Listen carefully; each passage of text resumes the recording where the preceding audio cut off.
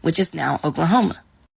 Now, between 1830 and 1850, the act led to relocation of roughly 100,000 Native Americans, including members of the Chickasaw, Muskogee, Seminole, Chickasaw, and Choctaw nations. Many were treated brutally, and some were transported in chains. Now let's go to the Indian Removal Act reclassification. So now those Indians who decided to stay on their lands were reclassified as Negro. This prohibited the Indian Removal Act and reclassification. Through the tactics were employed, the lynching of the Jim Crow South enforced the reclassification from Indians to Black Americans. Now, what happened after that? You guys think anybody tried to challenge that act?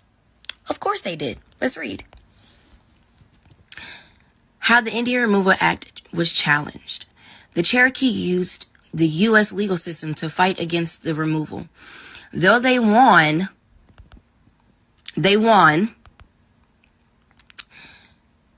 their case, the Supreme Court Jackson, the U.S. military did not honor that decision. Surprise, surprise. Now, the Trail of Tears, the things you guys love to talk about. How did the Removal Act cause the Trail of Tears? The Removal Act caused the Trail of Tears. During the fall of winter 1838 and 1839, the Cherokees were forcefully moved west by the United States government. Approximately 4,000 Cherokees died on this forced march. Okay, we getting somewhere. Now let's read this little part right here. It says, the act was applied to the 5 civilized tribes, the Cherokee, Chickasaw, Choctaw, Creek, and Seminole, who had to some degree assimilated into the white European culture. The act gave the president the authority to negotiate treaties with the tribes, but in practice, the tribes were often concerned into migrating. The Choctaws were first tribe to sign a treaty and voluntarily relocate in September 1830. But thousands of members of the tribes were forcefully removed, with many dying during the Trail of Tears. The Trail of Tears is now a national historic trail that stretches from Tennessee to Oklahoma, and the chronicles of the removal of the Cherokee from 1838 to 1839.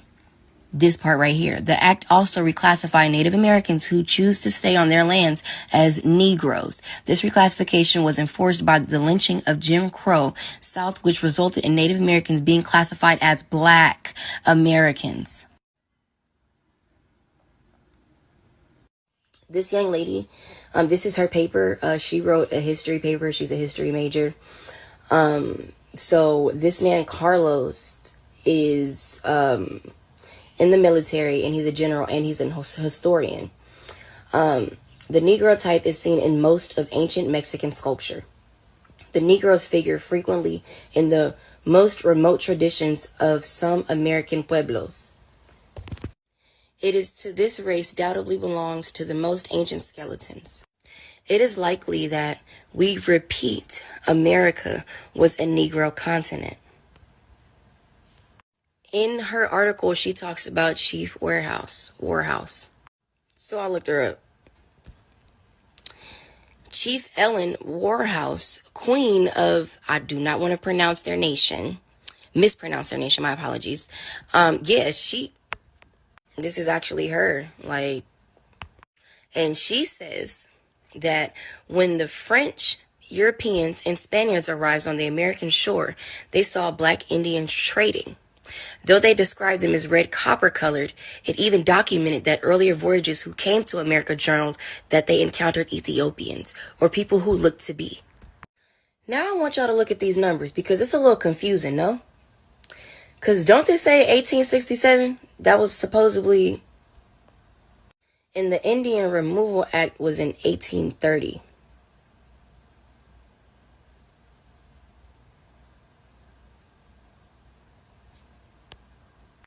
Let's read this one more time.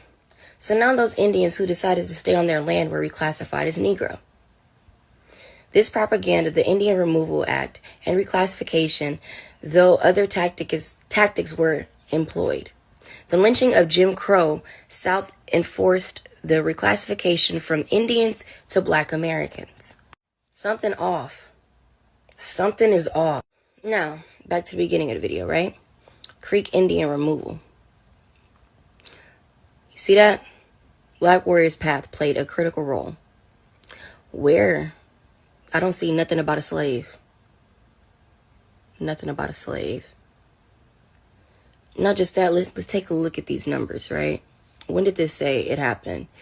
1835. 1835 were Black Indians being removed.